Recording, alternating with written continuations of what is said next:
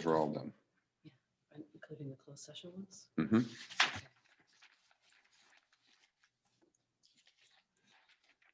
See, we're on YouTube. Pretty sure we're going. Okay, we are now back from our closed session. I should note Councillor Brdigeman, as our camera and her video is off and on. She may be listening and monitoring in of the meeting, but she had some personal matters that she needed to deal with at home. We did deal with a couple of matters in closed sessions, and we do have a couple of resolutions. I'd like to thank everybody, friends of Muskoka, the MLA, all those who've delegated countless times now for us regarding the TRG KFH Lakeside Inc. Condominium agreement. We have certainly listened to every comment. We have debated thoroughly several times now in closed session.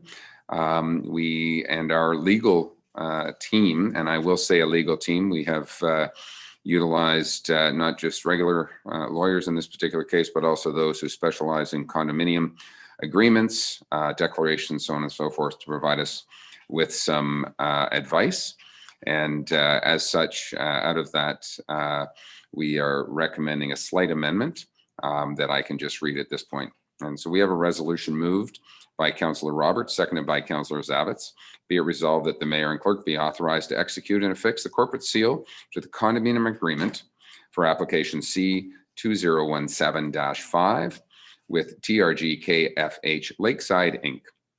Rolls number 41429, 3 41430, subject to the receipt of securities, and an amendment to section 2.5 of the agreement to include the words the rental rates charged. Any comments, questions? Council, will call the vote. All those in favor?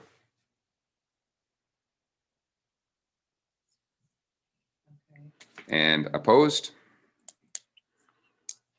Madam Clerk, that is carried.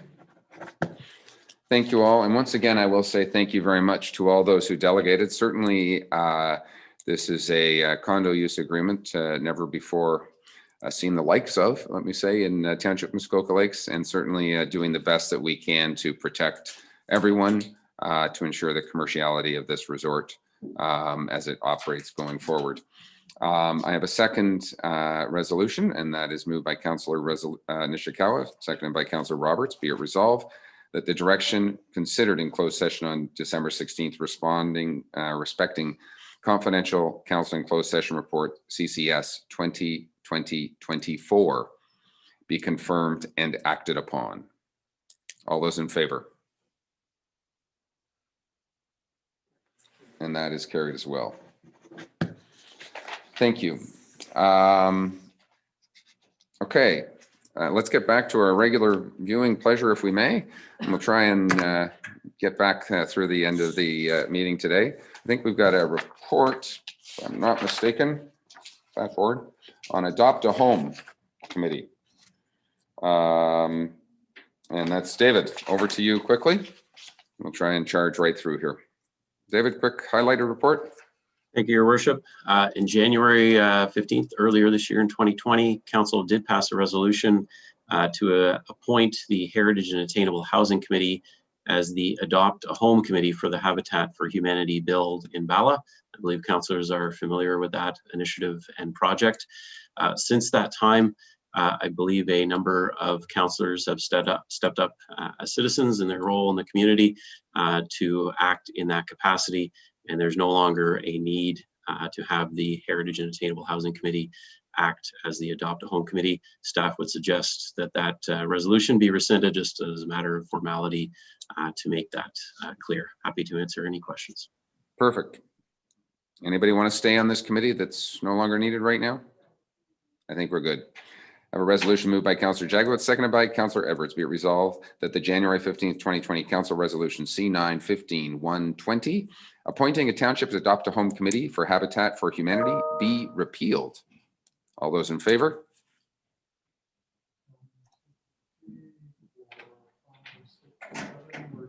We're good. All right. CAO as acting clerk just confirmed that we are good. and welcome back. Thank you very much. There we go. Mr. Donaldson, quick financial services update. Modernization funding. Great, thank you, Your Worship. So as council is aware, the township received $604,110 in 2019 in municipal modernization funding. A number of items have been brought forward previously to council to be funded from these funds, as noted in Table 1 of the report. As we continue to work on the capital budget for 2021 and approach conclusion of the strategic plan, we are looking for endorsement from council to include these items noted in the report that have been identified previously: the Recreations, Parks, Trails and Facility Master Plan, the Information Technology Review, and the Municipal Space Optimization Review to be funded from these municipal modernization funds. The use of the remaining funds will be identified once the implementation plan of the township strategic plan is approved. And I'm happy to answer any questions. Okay, anybody, any questions on this? I'm going to read the resolution moved by Councillor Hayes, second by Councillor Jaglowitz. Be it resolved that council endorse the inclusion of municipal modernization unconditional grant resources in the 2021 capital budget to fund the Recreation, Parks, Trails and Facilities Master Plan and Information Technology Review, as well as a Space Optimization Review, which might be the final frontier for the Township of Muskoka, Muskoka's municipal offices. The final frontier wasn't in the resolution. I kind of added that if anyone's wondering. All those in favor? Madam Clerk, that is carried. Okay, where are we going? Mark, another one, about new bylaw. Borrow some money. Yeah, so this is just a housekeeping item. So at the end of last month, we presented the financial statements. We shared those in compliance according to our agreement with the bank, along with the previous bylaw 2020-004. And there was a noted discrepancy with respect to the borrowing agreement that excluded an amount that pertains to our credit card borrowing account. So the amount in the previous bylaw was for 9 million as a maximum. That amount needs to be adjusted to 9.6 million just to align with the borrowing agreement that we have with the bank. Perfect. Any comments, questions from anyone? Moved by Councillor Jaglowitz. Seconded by Councillor Edwards. Be it resolved that bylaw 2021-24 to amend bylaw 2020-04 to borrow if necessary to meet current expenditures for the 2020 be read a first, second, and third time and finally passed. All those in favor? Carried, thank you. Okay, and where am I going here? Clerk's assistant, here we go. Declaration of surplus land. O'Brien, Terry, anything? Yep, thank you, Mayor. So in 2010, the shore road allowance in front of this property was closed and conveyed, and the flooded portion was retained by the township. The O'Briens are looking to purchase the Crown Lake bed beneath their two-story boathouse, and to be eligible to do so, they must be the uplands owner. So to fulfill this requirement, we will be selling the flooded portion immediately abutting this Crown Lake bed. This is the final stage of the shore road closing process. If you have any questions, I can answer them for you.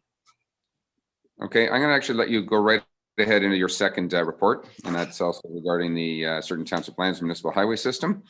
Do you want to go right in that? Because I'm going to probably do both resolutions at the same time. Absolutely. So in October, if you may recall, I brought forward the municipal land inventory project that I've been working on. The initial review of all of the parcels have now been completed. And so it has been identified, and a number of parcels have been identified as unsellable parcels of land.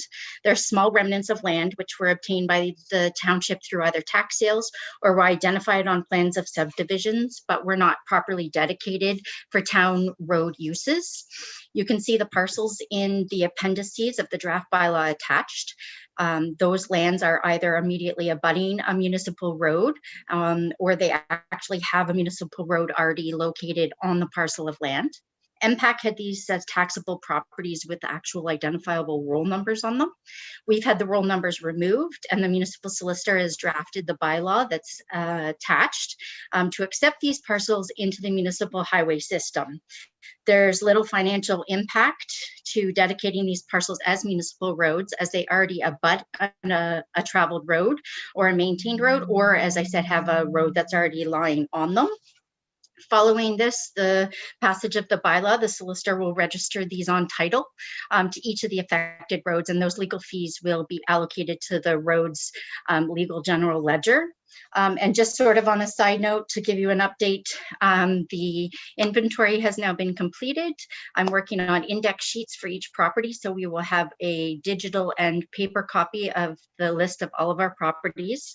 And we are having our solicitor review the acquisition bylaw, or sorry, policy, which will be coming forward to a meeting hopefully in the next 2 months for everybody to review. And so yes, that's where we are with progress-wise, and staff are recommending the passage of this bylaw to clean up these small parcels. If you have any questions, I can answer those. Perfect. Thank you, Terry. Any questions on those two reports? Seeing none. Moved by Councillor Kelly, second by Councillor Mazan. Be it resolved that a portion of closed, flooded original shore road allowance on Lake Rosso, laying in front of Lot 32, Concession 2, Watt, designated as Part 3 on Plan 35R 26132, O'Brien, Roll 2841, be declared as surplus land, and that the clerk is hereby instructed to dispose of said property pursuant to Section 8, 9, and 11 of the Municipal Act 2001, and further that bylaw 2021-25 be read a first, second, and third time and finally passed. All those in favor? Carried. Thank you. Also moved by Councillor Kelly and seconded by Councillor Mazan, be resolved that bylaw 2021-07 to declare parcels of land identified as portions of the respective abutting municipal highways be read a first and second and third time and finally passed. All those in favor? That is carried. Thank you. Thank you very much. Thanks, Terry. Appreciate it. Okay, we have a report regarding a bylaw officer. I'm just going to read this in particular. I think it can help us all. Moved by Councillor Nishikawa, seconded by Councillor Roberts. Be it resolved that bylaw 2020-128 to authorize the mayor and clerk to execute and affix the corporate seal to an agreement between the Township of Muskoka Lakes and the Ontario Society for the Prevention of Cruelty to Animals, OSPCA, be read a first, second, and third time and finally passed. Any comments on that resolution? All those in favor? Madam Clerk, we're good? Carried. Okay, bylaw. Let's go to Muskoka Lakes Golf and Country Club. Oh, deeming bylaw. Let's not go to that.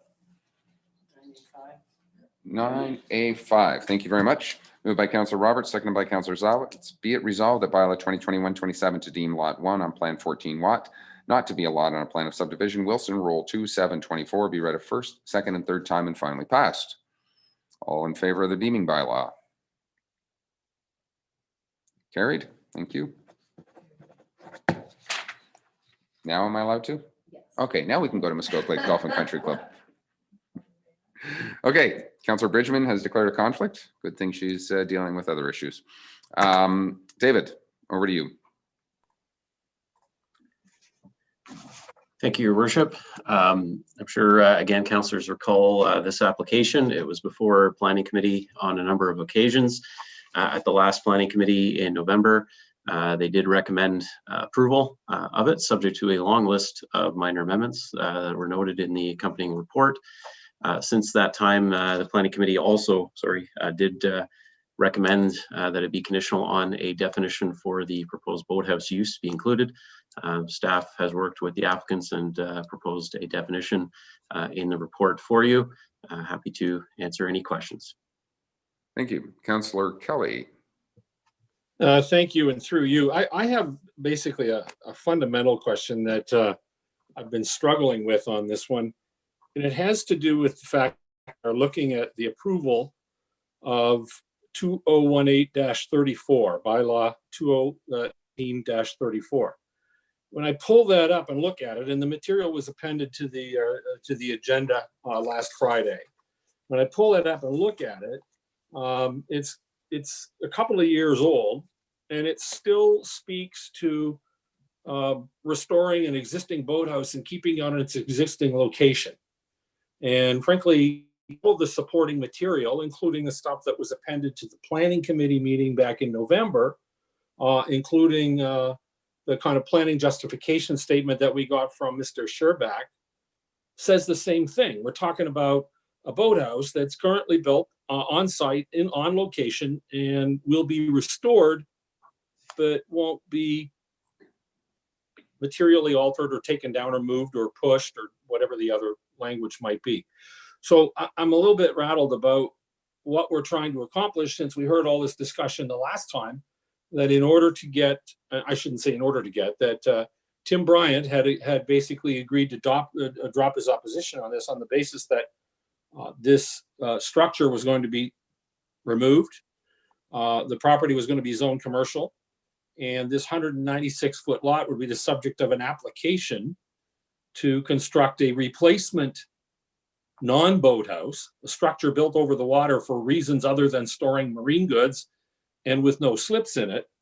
And I don't see that referred to anywhere in the documentation that we're being asked to review and approve. So I'm just confused. I don't know what we're doing here. Mr. Pink. Thank you. I'm just trying to pull up the staff report from November, and I believe one of the recommendations would be in the resolution before you, Your Worship. The approval will be subject to a hold zone, and there will be a number of matters included in that hold zone. Initially, as the application was applied for, the structures on land, which I believe are 3 dwellings, are required to be removed before that hold zone will be lifted. What we've since added to that is also that the road allowance leading to water be relocated from the east side of the property to the west. And also, subsequent to the last discussions in November, also added to that hold zone will now be a requirement that the boathouse be demolished.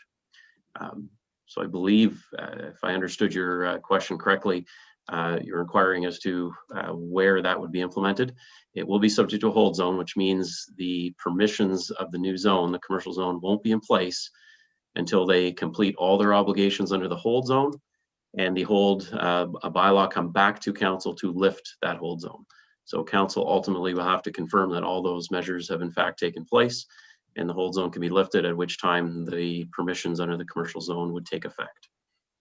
I believe that's documented in the November 12th. And then and does that start the process for the application for approval of the construction of a new structure, or is that already sufficiently described that we're in fact approving it now, subject to the removal of the old one? So through I just can't find that when I read it. So through your worship, the permission to build the new boathouse they won't be able to get a building permit until the hold zone is lifted. And at that point, they could get a building permit to construct a new boathouse. The only matter before you that's in essence implying approval of that new boathouse, you'll see one of the minor amendments in the staff report is to add an exemption to allow the new boathouse as close as 1 meter from the easterly side lot line. And that would be abutting their existing golf course property. And that was, I believe, one of the wishes of the Bryants of Shamrock Lodge, that the new boathouse be relocated as far as possible to the east side of the property. So there is an exemption, a minor amendment that you will be considering shortly, that would allow it as close as 1 meter from that lot line. And sorry, one last supplemental through you. So, and again, maybe I just haven't paid enough attention to the planning process. Is it expected that the applicant would have to come back again and go through the public process of holding a public meeting to get approval to build the new boathouse? I don't see any plans for a new boathouse. I can imagine where it's going to be, but I can't. I'm not sure. Are we approving the construction of the new boathouse, or is that something that gets initiated at a later date? David, maybe explain, I guess what I'm hearing is that the new boathouse will actually comply with the zoning bylaw, with the exception of it's going to be located too close to the easterly lot line. So that's correct. But again, keep in mind, council, through your worship, that first what has to happen is all those conditions to lift the hold must first occur. That's relocating the road allowance, demolishing all the buildings on the property. That would now be on land and over water. It's not a process like you're experiencing now where we notify neighbors and hold a public meeting to lift the hold. However, lifting of a holding bylaw does have to occur before council. So we do bring the matter back before council to pass the bylaw, but it's not a public meeting. It's in essence, if the proponents have met their obligations, council is more or less obligated to lift the hold. And at that point, they could construct in accordance with the commercial zone. They don't have to build a boathouse, but they would have permission to build a boathouse in accordance with the OS3 zone. The only added permission they're getting is that they could do so as close as 1 meter to the easterly side lot line. So that's the point I'm missing, is that it's once it's zone commercial, they don't need, even though it's a 196-foot lot, they have everything they need to go ahead and build. It's not a two-story boathouse, Councillor Kelly. It's a single-story boathouse, Okay. which is entitled on a 100-foot lot. Okay. Okay. If I may. I see Councillor Jaglowitz. I see Councillor Nishikawa's hands up. I'll go Councillor Jaglowitz, then Nishikawa, Hayes, and Zavitz. Thank you, Chair. Yeah, now Councillor Kelly's got me looking at it. I'd just like to know what we're approving today, because the bylaw that's attached is a bylaw from 2018. Are we approving that bylaw today, or what is it that we're actually approving today? Because all I see is this bylaw from 2018. David? Through your worship, what happens, staff, when we prepare a notice of the public meeting, this application was submitted back in 2018. At that time, we prepare a draft bylaw as the application is applied for. And that's all that 2018 draft bylaw is before you. It hasn't changed because council hasn't ultimately made any decisions on it yet. So it is in draft form before you as was applied for. If you refer to the November 12th Planning Committee staff report, which is when Planning Committee finally did recommend approval, we are suggesting that a number of minor amendments be included. If council approves of those minor amendments, staff will make those changes to the draft bylaw before the mayor and clerk are able to sign it. So again, we don't preemptively make the changes to the bylaws. We don't know what council's decision will be until you do vote on the minor amendment. So we're voting on this bylaw today, and then when will we vote on the changes? Today. Oh, okay, First, okay. second reading, and then we're giving consideration to all the minor amendments, and I will read them out accordingly. Oh, I see. Okay, it just isn't in the staff. It isn't in the, okay, thanks. Got it. If I could just clarify, your worship, I think what may be confusing, we don't normally write a staff report for council. This is like every other zoning amendment before you. It comes to council, 2 readings, minor amendment, 3rd reading. We prepared a staff report because council, planning committee requested that a definition be included. So I wanted to present that to you, and that's essentially the staff report. Okay, I know Mr. Szczerbak is in the meeting to discuss. Stefan, you're welcome to speak now, or I can also go through. I think we're just letting him in, and we can kind of go through the comments, and then we can potentially have you just summarize that you or your clients are okay. So I'm going to go to Councillor Nishikawa quickly, and then I'll go to Councillor Hayes.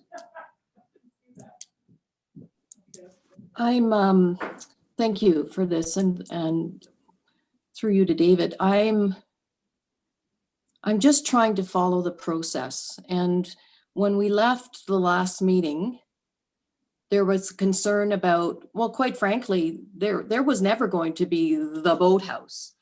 It was not going to be used as a boathouse. And now I see a new definition of what can happen in that boathouse. Really concerns me a lot, and I hope others have looked at some of those things. That was not part of the discussion last month. You know, until somebody kind of said in the background, oh, she's concerned about the pavilion. So it shocked me. It's shocking me the way that we're, I'm actually very concerned that others can come forward in other areas that will now say, well, we can rewrite what is allowed to happen in a boathouse. And if that's, it's not very clear to me, and I have really tried to follow this very, very closely, because what was it originally presented to us, and then through subsequent meetings, has changed a lot, and I don't actually even see the amendments, so I don't fully understand.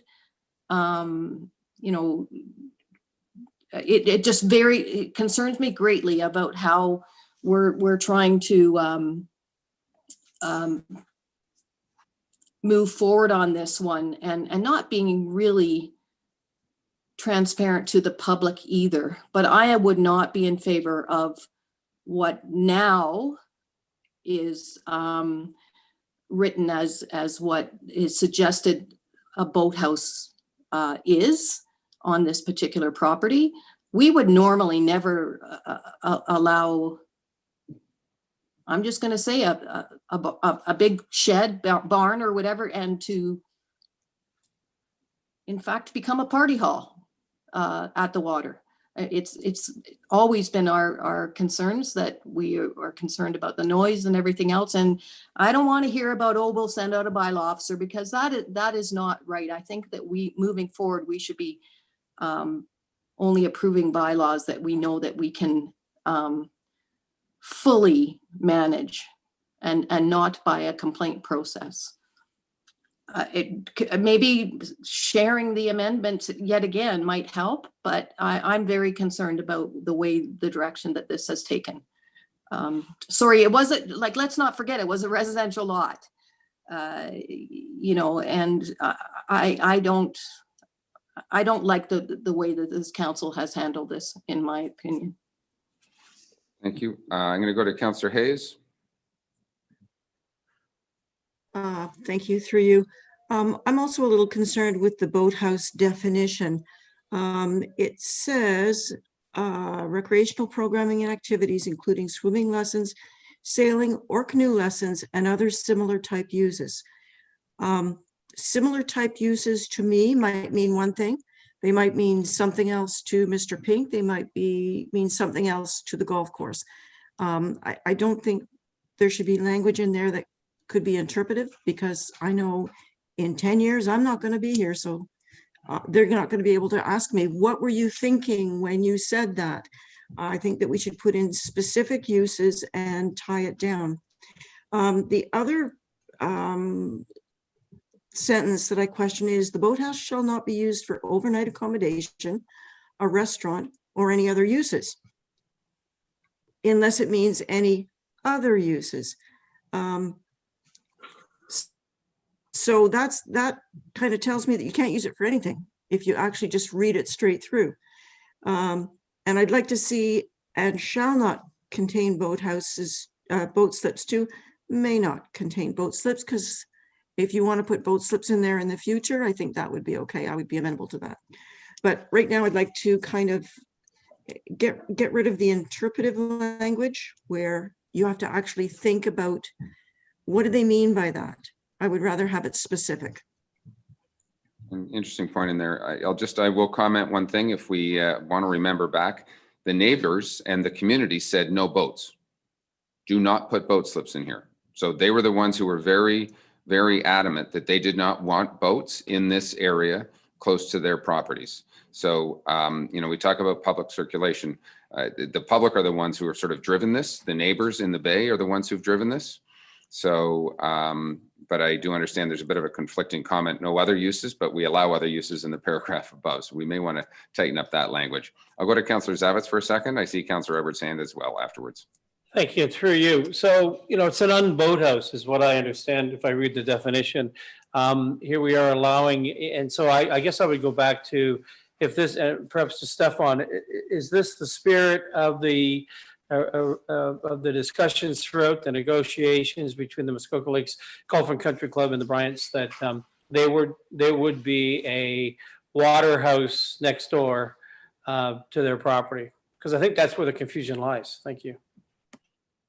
Stefan, I'm going to get you to come back on a second. I'll just get Councillor Edwards' comments, and then I'll let you sort of summarize from what the golf club would like. Yes, thank you. You know, if my memory is right, the representative from the golf course said that the boathouse was for storage of boats in the fall and winter, and to be used as a rainy day. And now all of a sudden it's for everything.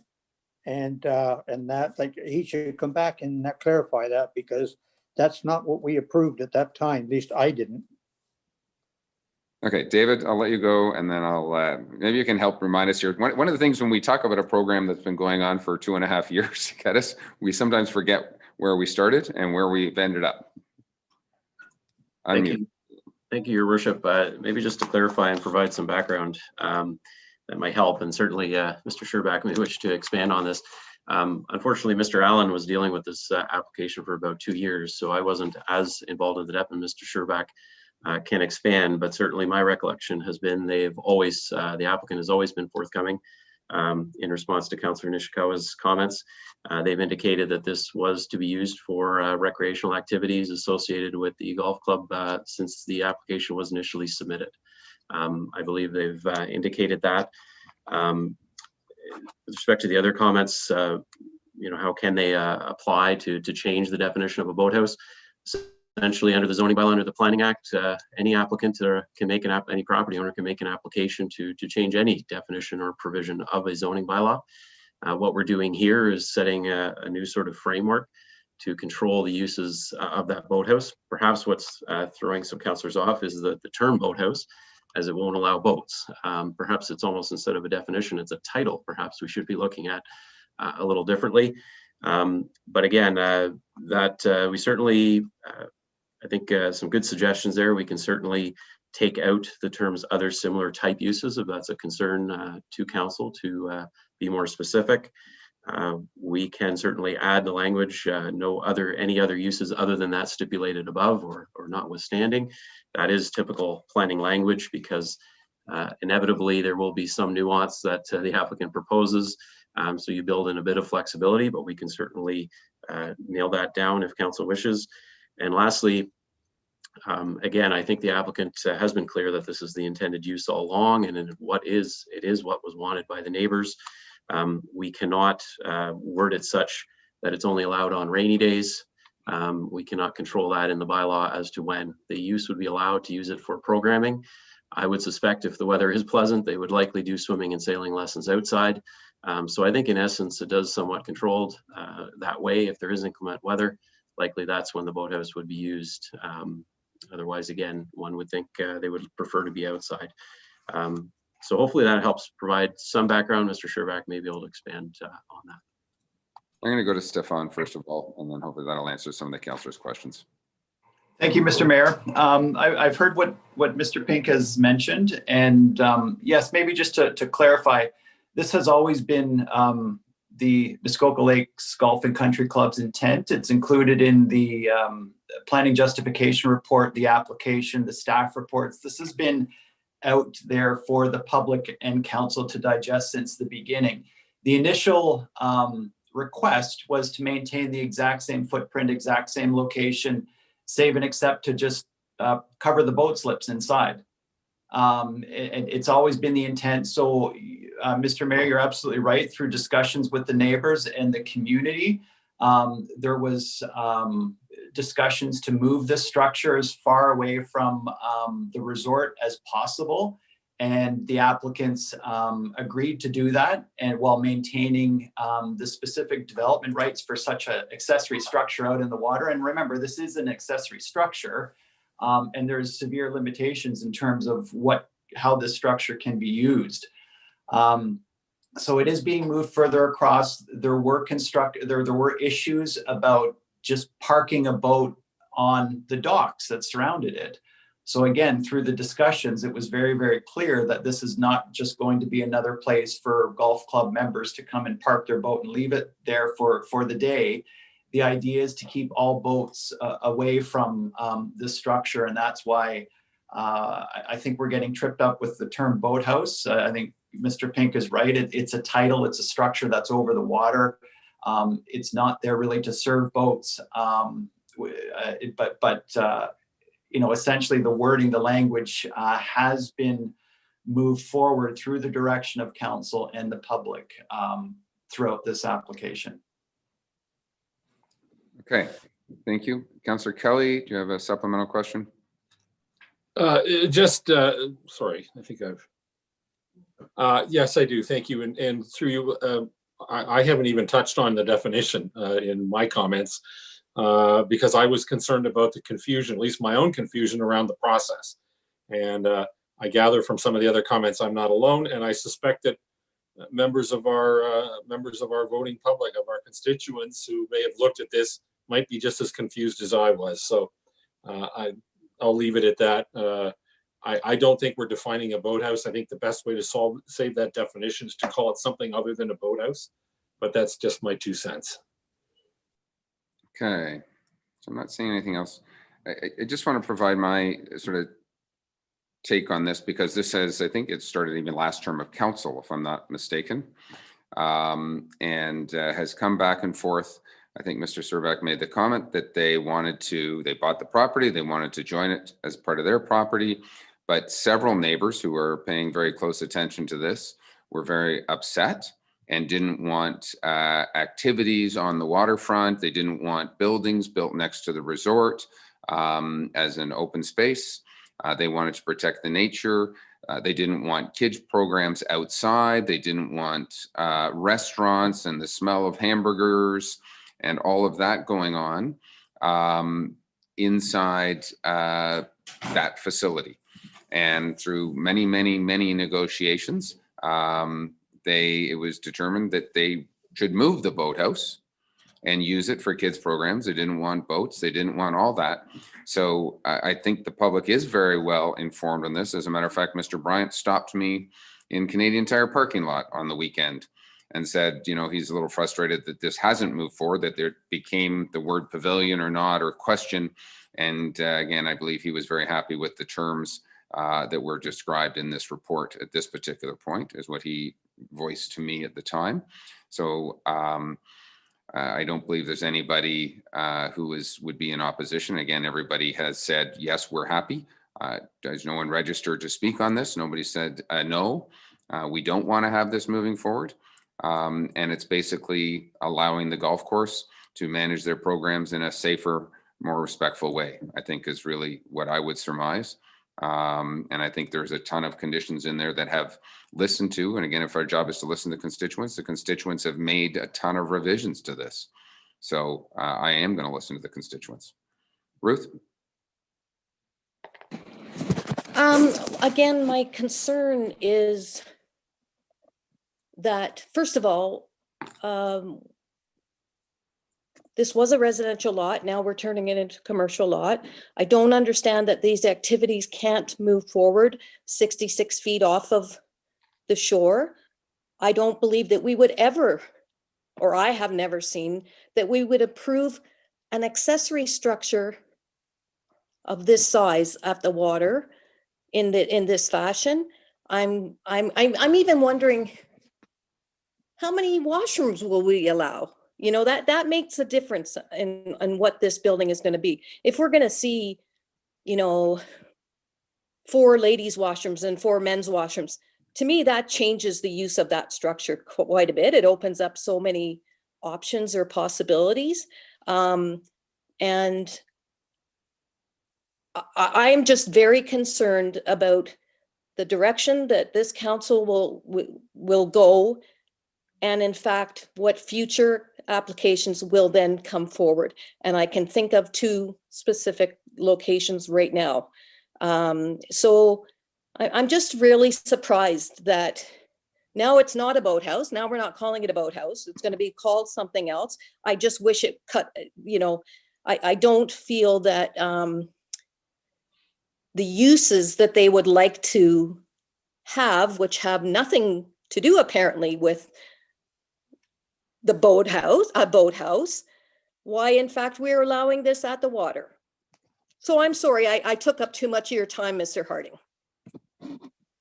No, you didn't at all. Councillor Edwards. Yes, you know, I'd like to see drawings, because when I'm reading this A washroom, and then as Councillor Nishikawa said, how many washrooms will be in there? Maybe Mr. Szczerbak could let us know, but I don't like approving something without seeing it. We've said this and that before. What is the actual design? David or Stefan? I think go to David first of all. Not sure if I'm permitted to screen share, but I can try. And I think just to clarify through your worship, the previous comments from Councillor Nishikawa, the drawings are all on Planning Committee as they normally are, and Planning Committee did recommend to Council that it be approved. All these discussions have been had. The existing boathouse is well over width, length, and setbacks existing. Originally, it was proposed to be retained, and the draft bylaw actually includes provisions to allow the over width and the over length and the within setbacks because the zone was changing. What's proposed now is the demolition of that structure, and the only relief granted is a side yard to the side that the other neighbor would prefer, closer to the Muskoka Lakes Golf and Country Club. So it actually will require any future boathouse to be built fully in compliance with the zoning bylaw, that being lengths and width. Again, if I'll try screen sharing, this is the existing development on the property. You can see there are 3 dwellings, a sleeping cabin on land and a garage. And you can see a boathouse that considerably exceeds the permitted widths and the maximum permitted lengths of the zoning bylaw. That is the existing development. A hold zone will be placed on the property that requires all of those structures to be removed before any of the zoning permissions or the commercial zoning takes effect. And what is proposed, again, if you can compare the two, now again, they aren't necessarily bound by this envelope, but you can see this boathouse envelope that's proposed on the revised site plan is fully in compliance with widths and lengths other than the 1 meter setback from the golf course property. And you can actually see the comparison of what's proposed. So hopefully that helps clarify some of the dimensions and what's proposed. Again, normally, again, all of these drawings and reports are on your November agenda package. What's new is that staff prepared a report for the definition that Planning Committee requested a month ago. And maybe we'll go back to full screen. Ruth, you had another comment? And then Alan. It wasn't about the dimensions. It was the use of the structure. And we don't know what they have planned on the interior, which often describes the actual use. So for instance, you know, I don't know. I'm not going to assume what that might be like inside. I know that a boathouse would normally have, if there was a washroom facility, it would usually be a 2-piece or 3-piece, something like that. But we're not talking about multiples. And again, I did look at all the planning reports, and I didn't see any information about what would necessarily be inside, other than that they may be storage of canoes and things, which doesn't relate to the same report that we've received for this meeting, in my opinion. Councillor Edwards. Thank you, and that through the chair. What I had asked about drawings, I wanted the interior drawings. If it is a boathouse, they're allowed 50 square foot and that washroom in there. Is that all that's going in there, or is there multiple in that toilets and that in there? Maybe Mr. Szczerbak could answer that. Stefan. Thank you, Mr. Mayor, and through you to the council members. The interior design really has not been put forth to the club, but what they do want at this point is generally a big open space for, as noted in the definition, for waterfront recreational programming activities, places, you know, to sit in a circle and for the kids to join in on several games when the weather is not correct. I would assume, you know, that for a kids program, you will likely have a male washroom and a female washroom. But remember that there is also a building that's proposed a couple 100 feet away that you know, will be sort of the main building to be used for the programming that will contain ample washrooms. So it's not going to contain several. It is going to be serviced through private septic systems. So there will be some limitations. And again, with respect to providing the direction of the committee to provide this definition is to further restrict what could be used in this structure other than what the original request was, and other than what the neighbors and the public were privy to when this change of location was suggested. Thank you, David. I'm going to go to you quickly because the fact is that this new boathouse, called boathouse, whatever, would have to comply to many regulations currently. So you can't have 3 rooms of 200 square feet each in there. You're, again, a washroom or 2 washrooms, male and female, I think would be appropriate in this particular case. And it's a big open space, like, because our zoning bylaw would control what rooms can be built in there, correct? Worship, those detailed provisions are actually in our waterfront residential zones. They're not duplicated in the open space OS3 zones or waterfront commercial zones. Certainly, if that's a concern of council, staff can craft those restrictions in a bylaw and capture a lot of the comments that we've heard today. We can certainly word that definition to try to control the interior space such that it is one large open room with no more than X washrooms at X square feet. We can certainly try to duplicate that if that is a concern. Okay. I'm going to go to Councillor Edwards, and then I'm going to try and figure out where we're going to go on this. If it is in that way, I would support it because of the other residents wanting it moved, and if you can draft a bylaw, I think you know what we want. And you know, nowadays they have in that joint washrooms. If you go to Tim Hortons, they were just washrooms, and you could use it so they could get away with one washroom. And as Mr. Szczerbak has just said, all the washrooms are up in the main building, so it shouldn't be a problem. So I would support it. Okay.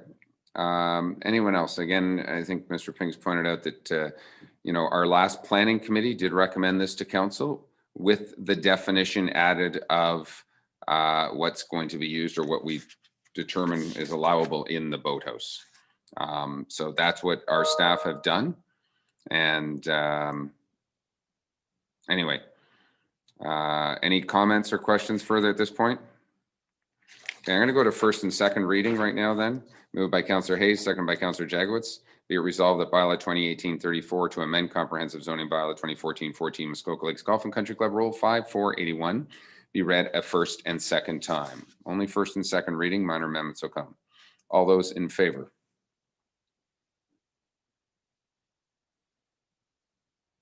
Madam Clerk, 1, 2, 3, 4, 5, 6, 7 with myself, I think. Right? And those opposed?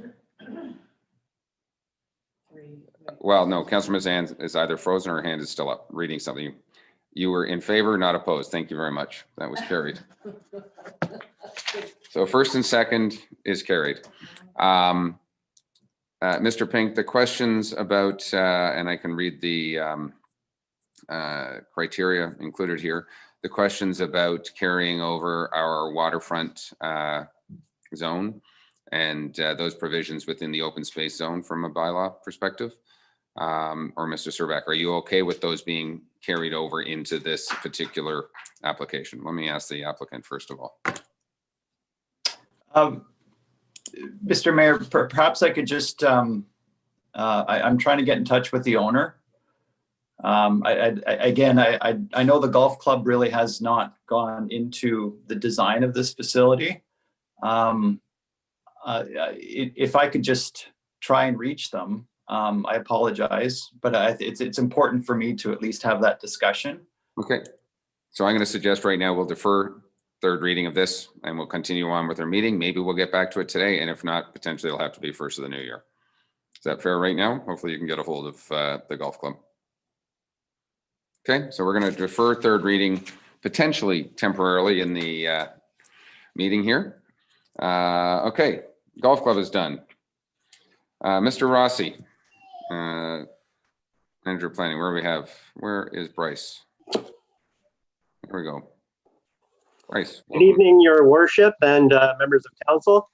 An application has been submitted to deem the frontage of a resultant lot in a recent consent application as being 300.9 feet. In November, Planning Committee recommended to council that the application be approved, subject to a minor amendment requiring a prohibition on the ability to construct a two-story boathouse on the westerly frontage of the resultant lot. A number of submissions have been received. Of note, There were concerns expressed by Jack Hutton, John Hutton, and Chris Robinson, who are neighbors and area landowners. And their concerns were mainly focused on the potential of a two-story boathouse being constructed on the westerly frontage of the resultant lot, and built form dominating a small bay along that frontage. No new submissions have been received since Planning Committee. Council's resolution includes a minor amendment to prohibit a two-story boathouse on the westerly frontage of the retained lot. I have prepared a report for council detailing a further consideration related to a limitation on boathouse height. With 300.9 feet of lot frontage, a single-story boathouse on the westerly frontage could be 25 feet in height, whereas a height of 16 feet would otherwise be permitted on a lot with 300 feet of frontage. A boathouse 25 feet in height could have the appearance of a two-story building. Staff have recommended that consideration be given to limiting the height of a single-story boathouse to 16 feet on the westerly frontage. At the request of council, that could be added as a second minor amendment. I have no further comments to make at this time, and I'd be happy to assist council with any questions. Thank you. Okay, thank you very much, Mr. Sharp. Any comments right now? Councillor, I'll go to Councillor Edwards and Councillor Zavitz. Thank you, and that through the chair, and that Mr. Sharp, is that a flat roof or a peak roof? Sure. So with that amount of frontage, it would be their choice. They could have a peaked roof or a flat top roof. Typically, you know, a boathouse 25 feet in height, single story, it would typically have a peaked roof, but I suppose one could have a rooftop sun deck at that height as well. Okay, thank you. Okay, Councillor Zavitz, then Councillor Hayes. Thank you. Through you, Chair, to Bryce. A couple of questions. So this westerly frontage, clearly we're talking about this particular property fronts onto, would front into that little bay where there is obviously a new dock built there. Am I correct? Bryce? Yes, that is correct. There is a dock that's been built there in accordance with a recent building permit. Right. Is there intention, thank you, is there intention to build this single-story boathouse on top of that dock? It's unclear to me if that's their intention. I'm not sure if Mr. Huizinga, the applicant's agent, is here to speak to the matter. I don't believe he is. But I think we're perhaps, just trying to get him into the room right now. okay. So perhaps Mr. Huizinga could clarify that. He's waiting patiently. Yeah, because I think that's an important piece to this puzzle. I wonder if he ran out of reading material in the waiting room yet. Is he around? There he is. Good evening, Your Worship, members of council. Can you hear me okay? You can. Go ahead. Excellent. Okay, first of all, I have to apologize for hanging around in the lobby when I was not welcome to do so during the closed session. I can assure you I didn't hear or see anything I shouldn't have, so my apologies about that. Thank you for the opportunity to speak and the time. I'll try to keep it concise. I know you guys have been going for over 4 hours already. So most of you are familiar with this property by now, as it was a recommendation from Planning Committee to approve with the amendments Bryce mentioned, and of course the new addition added in the interim to restrict the height of the boathouse.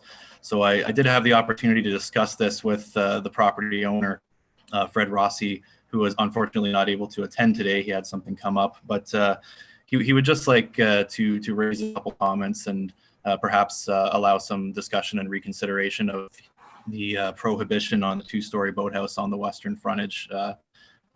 As you'll recall, that was not a recommendation of staff. That was added as a result of some of the concerns we heard from neighboring property owners. And I just want to run through the process that got us to this place and kind of highlight how I feel like the Rossis might end up being penalized a little bit for how we've addressed this planning matter. So the Rossis own two properties that abut each other. The one that's subject to this application for rezoning is what I'm going to refer to as the Peninsula lot. And they also own a mainland lot just behind it. Now, we submitted an application for consent back in, I believe it was late 2018, for a lot addition from the mainland lot to the Peninsula lot that would have the effect of giving the peninsula lot 300 feet of bylaw frontage. Now, we made that submission, and it was just an application for lot addition for a small chunk of land from one to another. So in that regard, it would have been fairly straightforward. While we were working through the review process with township staff, it came to light that the septic system that serves the peninsula lot is actually located on the mainland lot, and is allowed to do so by way of an MOE use permit approval. And that's because when you have a septic system on a lot that serves a different lot, it is extraneous to the jurisdiction of the Ontario Building Code, and therefore the township building officers would not have jurisdiction over the septic. So it was one of the considerations of approval for the consent. We all agreed that it was probably better from a planning perspective to add that septic system as part of the lot addition, move it to the peninsula lot, and then you'd be rectifying that septic system condition. Now, unfortunately, none of us realized at the time that due to the technical matter of how lot frontage is calculated on a strange lot such as this peninsula lot, adding that septic system actually had the effect of reducing the intended lot frontage of the peninsula from 300 feet to about 96 feet, which would lead to it not even being a building lot under the zoning bylaw, which of course was not anyone's intention in this exercise. So by way of rectifying that, township staff recommended the zoning bylaw amendment approach, which we have applied for and has brought us here today. Now, if we had proceeded with the lot addition initially submitted, and not rectified that longstanding planning issue of the septic system being located on a different lot, we wouldn't be here today, and the lot would just have 300 feet of frontage and no additional restrictions. So I feel like because of our willingness to address this other planning issue, we opened ourselves up in a sense to further restrictions that you wouldn't normally otherwise see on a lot with 300 feet of frontage. No other lot with 300 feet of frontage created by way of consent, whether through lot additions or a new lot, would have restrictions such as the ones we're contemplating. So I just want to bring that to council's attention and hope that we can possibly look at amending that condition and just having a carte blanche 300 feet of lot frontage and allowing the Rossis to decide what they wish to do with the property. I should specify again that they don't have a specific plan for a boathouse, a two-story boathouse, anything on the lot at the moment. They would just like to have the flexibility and opportunity to construct a shoreline structure of their choosing wherever they end up deciding to do that. For instance, the northern exposure of the lot is facing right out into the channel that's on Bala Bay there, and it's apparently quite deep and drops off quite steeply. So a boathouse on piles might not be something that's too easy to achieve from an engineering standpoint. So they would just like the flexibility. Mr. Rossi just asked me to add that, even in discussions with their neighbors, which they have had, including with Mr. Robinson, who raised some concerns, he is interested in being a good neighbor and being a good member of the Bala Bay community and doesn't want to offend anyone. So he will definitely have discussions, and he already has had discussions with the neighbors about his plans for the property. And that's how they knew about this potential boathouse before we even submitted the application. He's been a good steward to the property. I can attest to that. It's well maintained. They've maintained the vegetation and mature trees on the property. The shoreline development on the mainland lot was done very tastefully and in such a way that it's not offending any neighbors because it's tucked into a nice little bay. So at the end of the day, Mr. Rossi would just like to extend perhaps an opportunity to council to discuss whether they'd be willing to approve a 300-foot frontage for this lot as if we had just proceeded with the lot addition in the first place. So I'm happy to answer any questions about what we're proposing, and thank you for your time and consideration. Thank you for that. I'm going to go to Councillor Hayes and Councillor Zavitz. Yeah, I don't think there was a question of whether or not you were allowed a two-story boathouse. What we said at the meeting was that on the westerly side, we did not want to see a two-story boathouse. For reasons, it's a very small little bay, and it would certainly obstruct the view and it would dominate that shoreline. So we had suggested you have the north and the east to go ahead and do that. My comfort level, even going from a 2-story to a 16-foot boathouse, it would still have issues in that small bay. So I think we should keep the restriction on not having it on the westerly side. Okay, Councillor Zavetz. Thank you, and through you, I certainly echo Councillor Hayes' comments. So, Mr. Huizinga, and Mr. Rossi maybe obviously is listening, and I do know that as I've been, visiting there on by water, that there is a large dock. I guess you would call it on the easterly side on Mr. Rossi's other property, a very large dock, huge dock. This particular property, just to hear you say what you just said about how deep it is on what you would call the channel facing, if you will, to me, that is the perfect, and anyone else would hunger after an opportunity to place a huge boathouse there. The Westerly Bay, quite honestly, can handle the pressure personally. I mean, if we have this opportunity, I think what's going to happen is, from what I'm hearing from you, is they just want the opportunity to free think. They're 300.9 feet, and we'll get back to you. I would not want to lift this concern. I have a very real concern about the weight. It's a very shallow, sandy bay. It's beautiful. The cottages are like right there. Is this going to, can I ask too, in terms of usage, is this going to be an Airbnb or is this a family cottage? It certainly seems like Mr. Rossi has a whack load of, space. Again, maybe I can't even ask what the usage is, but it feels to me like that's what it is. And I think that'll just even exacerbate the situation if we stick a 16-foot high boathouse with a dock on it and turn on the BG. So that's my thoughts.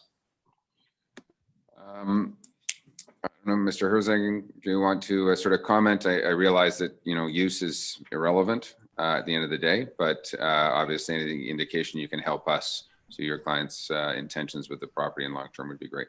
Sure. Through you, your worship, to Councillor Zavetz's point, I do know that this property is owned by Mr. Rossi's son, Connor, and I do believe he intends to use it. They're just in the process of kind of renovating and sprucing it up at the moment. They only took title to it a couple years ago. But at the moment, I do believe they have a tenant living there, just one person, and they're very quiet. And Mr. Rossi definitely wanted to bring that to council's attention as well, that he's not looking to have this be a party pad or anything like that. He's well aware that it's a small bay and sound carries for sure, and that's not what he's looking to turn this place into.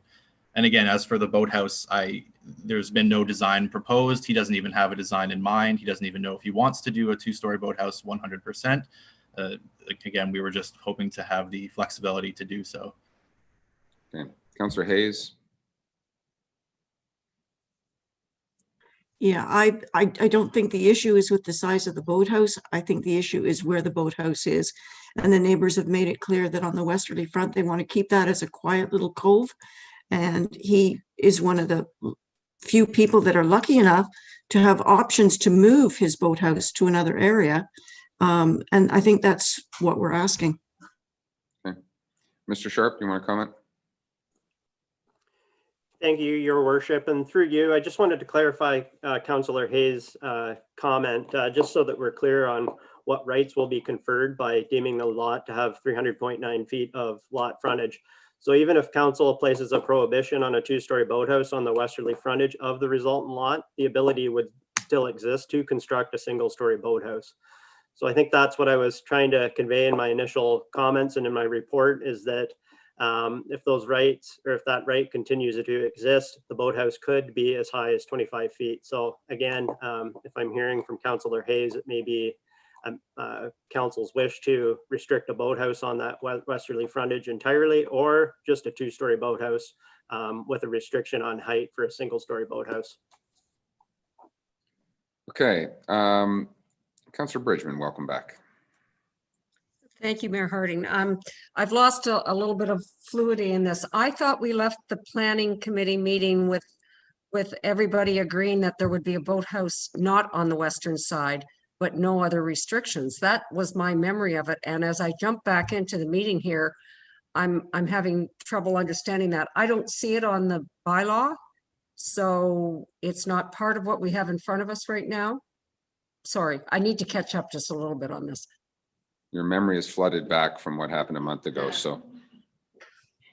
Haha, yeah, thank you.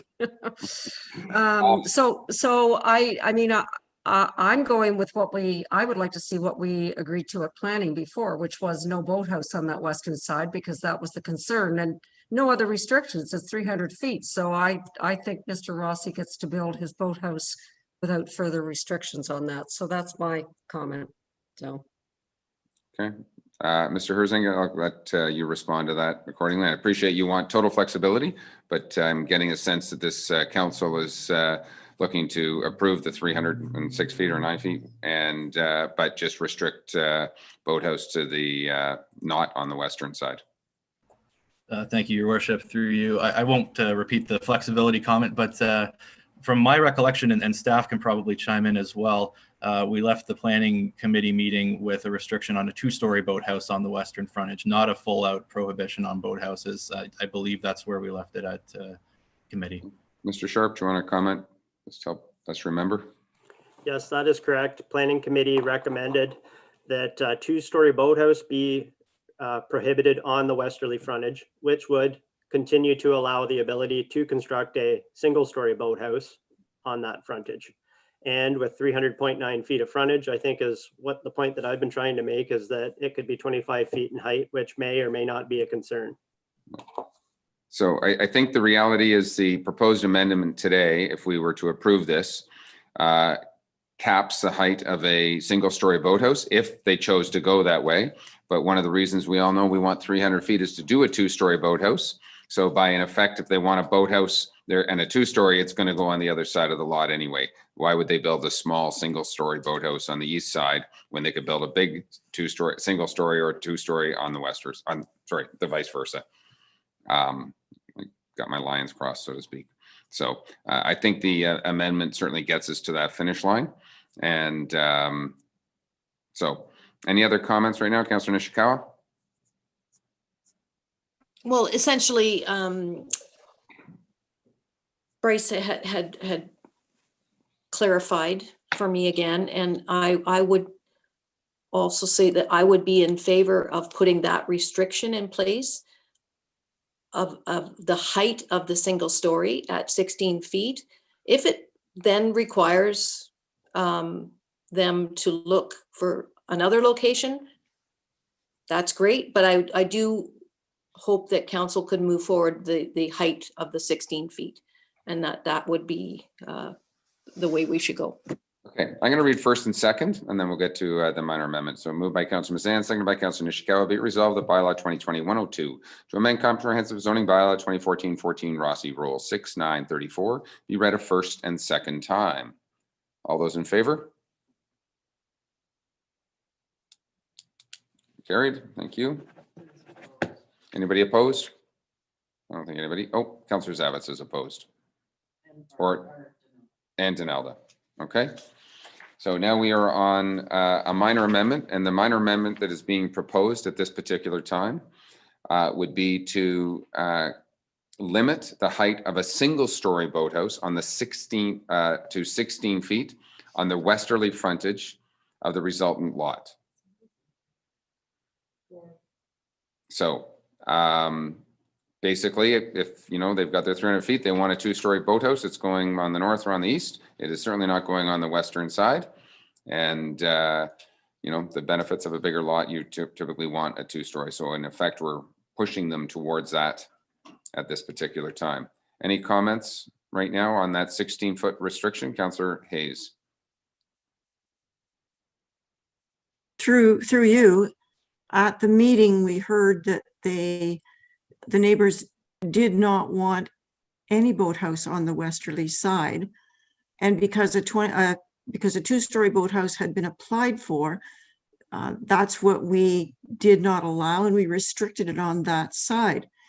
I think that the cottage owners are under the impression that we would not allow a boathouse on that side, as that was the impression I got too. So it wasn't a 25, sorry, it wasn't a two-story boathouse we were restricting. It was a boathouse that we were restricting.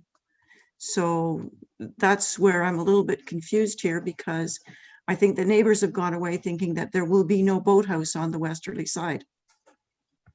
Okay, let me ask this question just another way, if I may, Mr. Sharp. Currently, without a change in lot line or anything else, are they entitled to build any boathouse on the westerly side?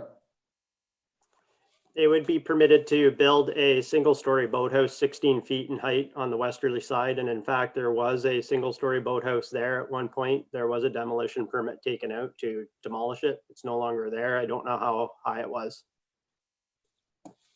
But so as of right, currently, they could build a single-story 16-foot. So all we're doing is saying as of right, but giving them the ability for a two-story on the north or the easterly side.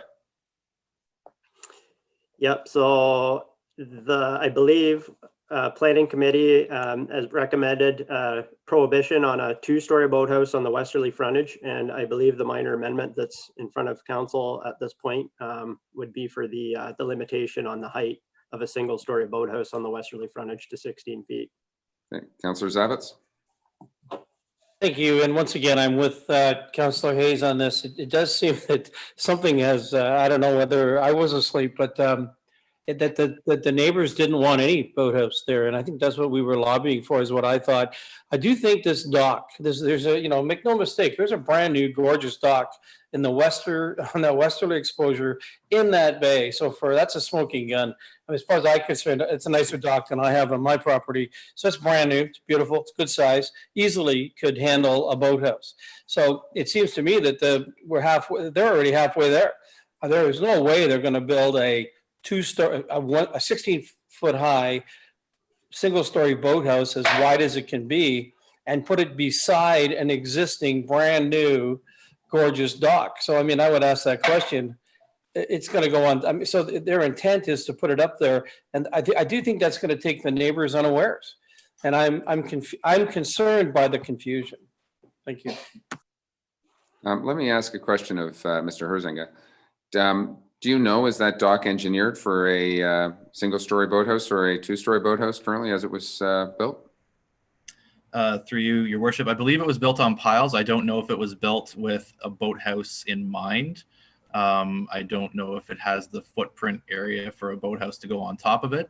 But just to circle back to the concerns of Councillor Zavitz and Councillor Hayes, I do believe that the members, I don't want to speak for anybody, of course, but I do believe that the members of the public knew in the planning committee meeting that we would be restricting 2 stories on a boathouse, not flat out restricting a boathouse, because I do recall, I believe it was Mr. Hutton, maybe Mr. Robinson, stating that there was a 1-story boathouse on that exposure previously, and that a 1-story boathouse, again, being constructed there would probably not be as problematic as the 2-story. That's just from my recollection of the planning committee. I don't have the minutes in front of me, unfortunately. Okay. Anybody else want to comment at this time? So the resolution we're considering, the amendment we're considering, would be as such, as of right today, without any changes to the lot lines, they are entitled to a single-story boathouse. By changing and giving them 300 plus feet, they could build a 2-story, which is definitely what the public have objected to. We would give them the right to do the 2-story, but not in the westerly bay. And we would as such be retaining the right, if they only want to do a single-story boathouse, they would do it. They could do it as of right there, and we would continue those rights going forward based on lot coverage and everything else. So with the only exception that we are lowering it to 20 or 16 feet. So Councillor Nishikawa.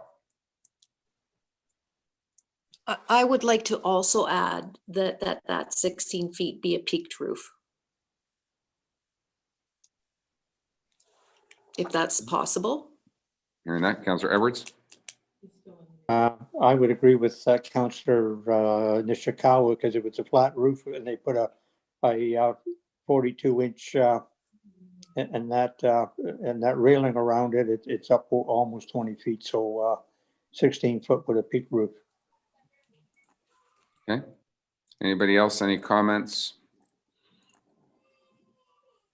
Okay.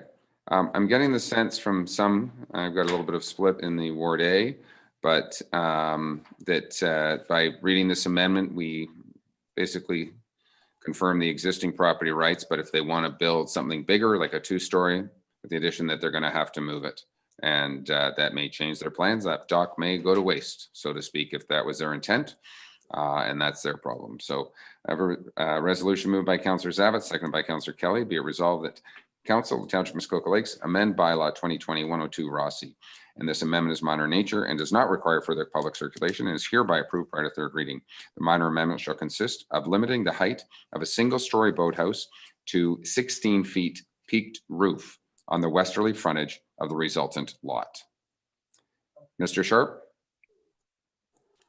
Just wanted to make sure there is a minor amendment required to prohibit the 2-story boathouse on the westerly frontage, just so you're aware.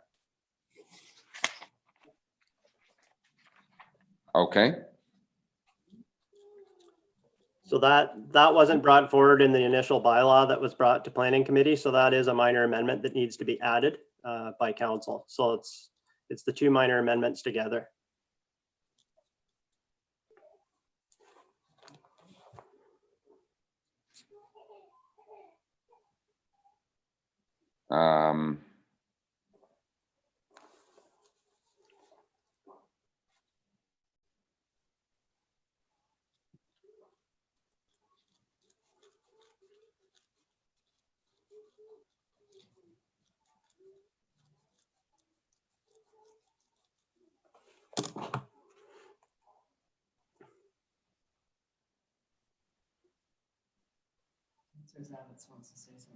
Mm-hmm. Okay, so I would also include, and I'll circle back to Councillor Zavitz, and to prohibit the ability to build a 2-story boathouse on the westerly frontage. Should serve everything. Councillor Zavitz. Thank you, Your Worship. Through you to you, I would appreciate my name being off of that motion. Not a if that's problem. possible. Thank you. Councillor Nishikawa, you're okay to move that? Thank you. Thank you very much. So it's moved by Councillor Nishikawa, seconded by Councillor Kelly. Once again, resolved Township Council amend the bylaw. Minor amendment shall consist of limiting the height of a single-story boathouse to 16 feet with a peaked roof on the westerly frontage of the resultant lot, and to prohibit the ability to build a 2-story boathouse on the westerly frontage. Okay, any further comments? All those in favor?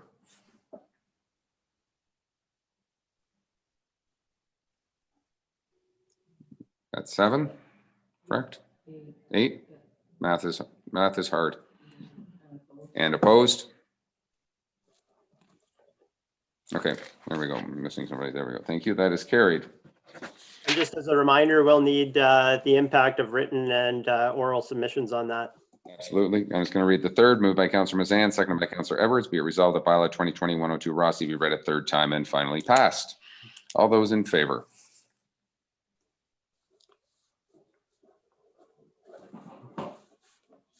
Okay, and opposed? And that is carried as well. So, Mr. Sharp, I think the impacts the neighbors certainly very vocal about what was built on the westerly frontage of this property, and certainly that no 2-story boathouse, if this was to go through, would be allowed to be built, and hence the minor amendments. Thank you. Okay. Thank you. So Stefan's back. Stefan is back. Oh, hi, Stefan. What's he back for? What am I missing? Why is he back here? Oh, Muskoka Lakes. We can't forget that. There we go. Stefan, have we landed the airplane, so to speak? Mr. Mayor, yes, thank you very much. Yes, we have.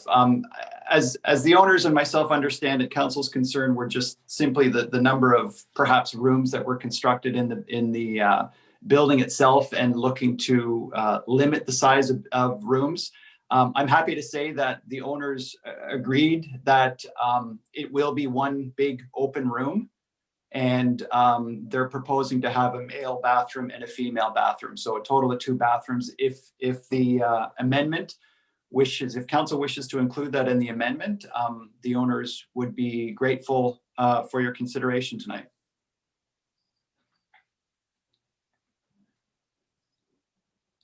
Okay.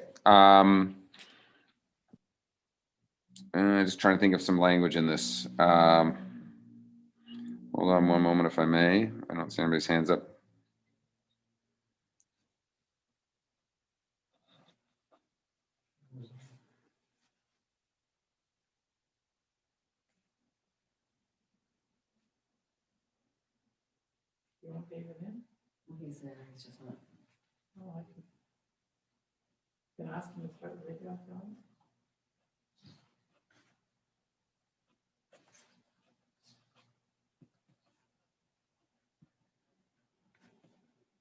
Okay, I think I've got some language here. If I may, and you can correct me if I'm wrong, Mr. Pink, I think, should be in the meeting. So I have a resolution moved by Councillor Kelly, seconded by Councillor Mazan. Be it resolved that the Council of the Township of Muskoka Lakes amend bylaw 2018-34 Muskoka Lakes Golf and Country Club. This amendment is minor in nature with just a lot of revisions and does not require further public circulation and hereby approved prior to third reading, only because we've been through this a lot. The minor amendment shall consist of: number one, maximum lot coverage limited to 10% within 200 feet of the high water mark. Number two, habitable space be prohibited on the first story of a boathouse with the exception of and I'm going to change that to 2 washrooms. 2 washrooms. Provisions, number 3, provisions required to lift the holding or H symbol be added that require the removal of the dock and boathouse, that the unopened original road allowance located on the easterly side of the subject property be closed and conveyed to the subject property, and that an equivalent width strip of land along the westerly side of the subject property, which extends from Lake Rosso to Shamrock Road, be conveyed to the township. Number 4, removal of golf course from the listed permitted uses. Number 5, removal of the provision that recognizes the golf course use located on the abutting lot be considered to be a golf course use on the subject lot. Removal of exemptions to recognize the width, length, and side yard setbacks of the existing dock and boathouse to be replaced with an exemption to permit both the dock and boathouse to be a minimum of 1 meter from the new easterly lot line. Number 7, an increase in the minimum required interior side yard setback from the new westerly side yard line to 30 meters or 100 feet.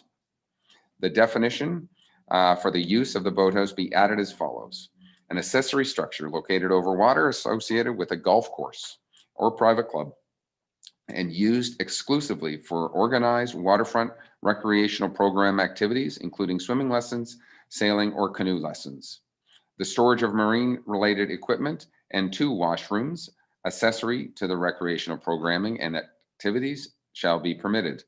The boathouse shall not be used for overnight accommodation, a restaurant, and shall not contain boat slips and will only contain 1 large room. And number 9, that Schedule 2 of the bylaw be replaced with a revised site plan drawing. Have I captured everything, Mr. Pink or Mr. Sharp or Mr. Szczerbak?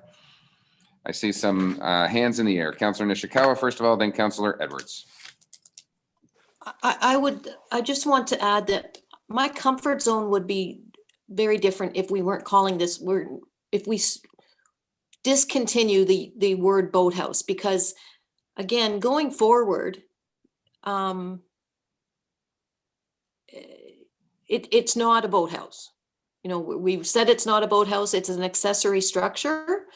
My concern is that in 10 years from now, someone will say, let's just say at a hearing somewhere that somebody, well, it's a boathouse, it's a boathouse. Well, it's an accessory structure. I just don't think we should be using the language as that it is a boathouse. Okay, well, Councillor Edwards. Yes, I think it's good to have a male and female washroom. It should be stated that it's only a single toilet in each washroom, because I've been in washrooms where they have 10 or 15 stalls, so a single toilet in each washroom. I think, Mr. Szczerbak, I think I mean, we can add that, but I think at the end of the day, they want living space, not washroom space. And there are a number of washrooms, I think, around the property. Stefan, do you mind if we say 2 toilets or not? I've got Mr. Pink also here in case we need to revise anything. Are you thumbs up? 2 toilets? Peace out, or 2 toilets? Sorry, it's been a long day. Yes, Mr. Mayor, that's acceptable. Thank you. Okay. Did we want to change the name of it? Photos?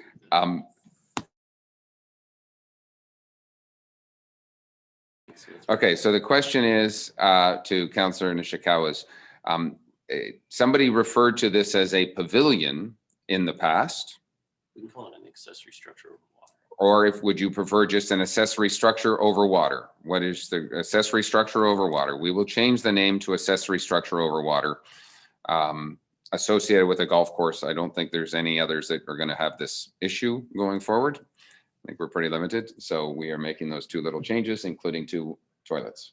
So we're going to take out the habitable space in the boathouse because it's not a boathouse anymore. Okay. It just repeats what you say down here.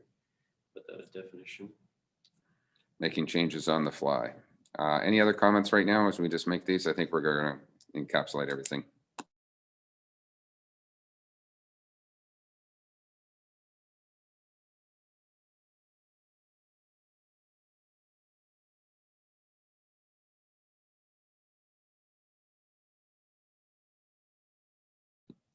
Glad we kind of passed that Santa can come because we might still be here.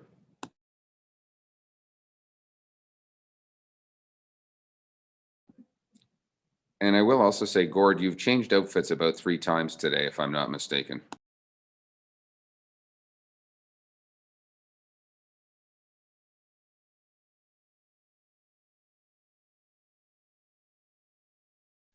And I said, if it goes much longer, I'm going to be in my pajamas.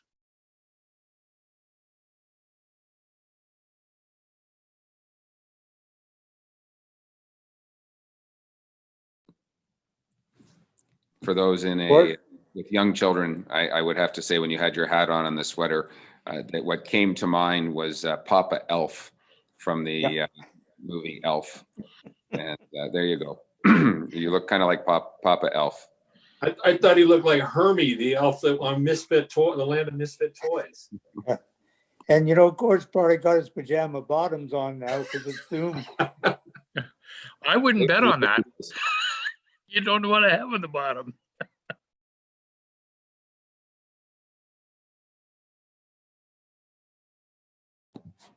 Glenn, comment?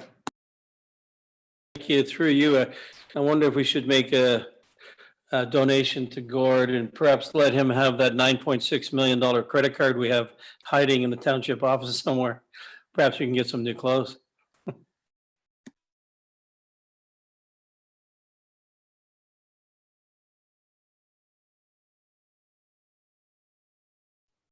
See, my goal here is to change the dress code of council.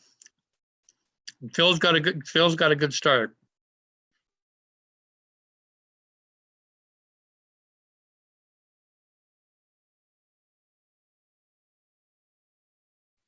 Cheryl wins.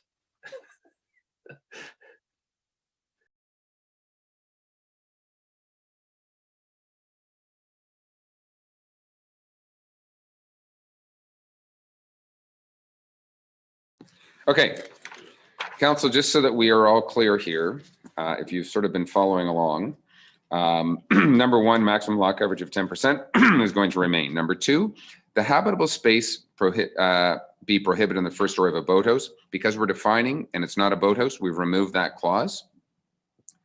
Number 3, the provisions of a holding space have not changed. Removal of golf course from list of permitted uses removes is still there. 0.5 remains the same. 0.6, 0.7 remains the same, which is the side yard setback from the Bryants to 100 feet. But number 8, this is where the rubber hits the road. And number 8 now reads that an accessory structure be permitted over water, which is defined as follows.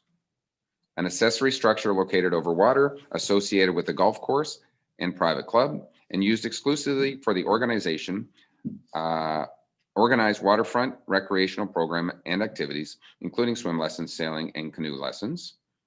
The storage of marine-related equipment and 2 washrooms accessory to the recreational programming activities shall be permitted.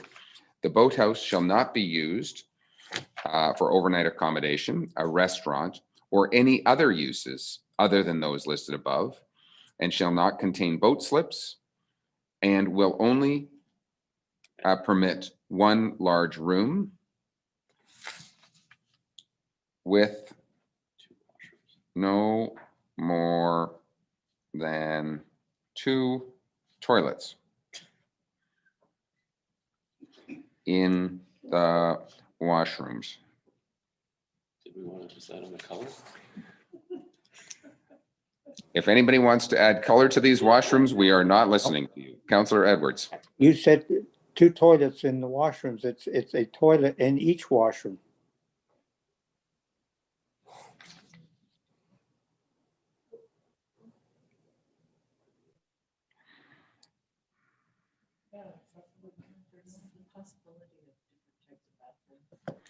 There's a common theme. Combined washrooms. And again, you know, if accessibility was to come in and they have to add 2 washrooms, this bylaw states they can't. So, you know, anyway, we will leave it at this right now. I think it's very clear as to where we want to go. Okay. So, any other comments or questions? I'll call the question. All those in favor? 1, 2, 3, 4, 5, 6, 7, 8. Yeah, Councillor Nishikawa or Brdigeman is not here. And I believe opposed will be Councillor Kelly. That is carried. Thank you very much. And I have 3rd reading. Moved by Councillor Edwards, seconded by Councillor Hayes. Be it resolved that bylaw 2018-34, Muskoka Lakes Golf and Country Club Limited, be read a 3rd time and finally passed. All those in favor? That is carried. All those opposed? There we go. Almost like passing a kidney stone, that one was. And the impacts. Certainly, I believe that the neighbors have had significant impact on this in moving the boathouse, restricting use, lot lines, tons of, I think virtually every minor amendment was impacted by written submissions. Fair comment? There we go. Okay. Councillor Zavitz has a question? Oh, Jaglowitz, sorry. Frank, over to you. Welcome back, Barb. I just have to make this comment. I hope nobody ever criticizes for me for doing the job of staff, because when we get down to defining the number of toilets in a building, I think we are getting to that level, are we not? Anyway, just a comment. Let's flush by that one. Okay. We have some future meetings. Thursday, December 17th, 9 a.m. We have Planning Committee, Committee of Adjustment, January 11th. General Finance Committee, Wednesday, January 13th. We are now having a special council meeting on January the 12th at 10 a.m. We will also be having a council meeting Wednesday, January 13th at 1 p.m. Planning Committee, Thursday, January 14th. Special General Finance Committee. There's several of them. One on Friday, January 15th. One on Friday, January 22nd. And also then a special council meeting on Tuesday, February 2nd at 4 p.m. And that's for public input on the draft budget. Any other comments, questions today? I'm going to say no, thank you. Moved by Councillor Kelly, seconded by Councillor Mazan. Be it resolved that bylaw 2021-29 to confirm the proceedings of council be read a first, second, and third time and finally passed. All those in favor? That one is carried. Thank you. And finally, moved by Councillor Nishikawa, seconded by Councillor Roberts. Be it resolved that council adjourn at 6:01 p.m. and the next regular council meeting of council will be held on Wednesday, January 13th, 2021 at 1 p.m. electronically from the council chambers, municipal offices in Port Carling, Ontario. All those in favor? There we go. Council, I know we have planning committee tomorrow, but I just, for those, if someone is not here tomorrow and those staff from who are still on our meeting today, I want to wish everyone a very safe and happy holiday. And hopefully you can spend some Zoom time with your family over the holidays, or hopefully that you live in the same household and can spend some time together. I will also say, as we finish a very, very long day today, which many of our general and finance and council meetings have become long, long days, I would like to make a special thank you to our staff and our clerks department, who regularly go once a month right now without lunch, and are forced to sit here and work our way through lots and lots of meetings and discussions, as well as resolutions on the fly to accommodate this council. So special thank you to you and our planning department, certainly, and all of our planners, our entire department. And we do know, and also I'll say under leadership of our CAO, I really hope that our entire staff take some well-deserved time. I will ask, I know that our council regularly have a 7 p.m. I need to email staff and get a question, and that will happen on Friday, Saturday, and Sunday nights on the weekends. And I hope that as a New Year's resolution, we can hopefully try and contain many of our questions and our requests of staff, if possible, to sort of a 9 to 5, to give them a little bit of their own family time. We know that everyone is extremely overworked, extremely tired, and COVID, you know, we said earlier today, it takes a toll on all of us, but it especially takes a toll on our staff who've had to adapt to these new protocols. So let's, as we enter to 2021, try and remember that in everything when we ask a question and as we move forward. So thank you to all of our senior management team who are on this call. And I will say also thank you to all of council, but I will see you all at 9 a.m. No more Christmas. Merry Christmas, everyone. Merry Christmas.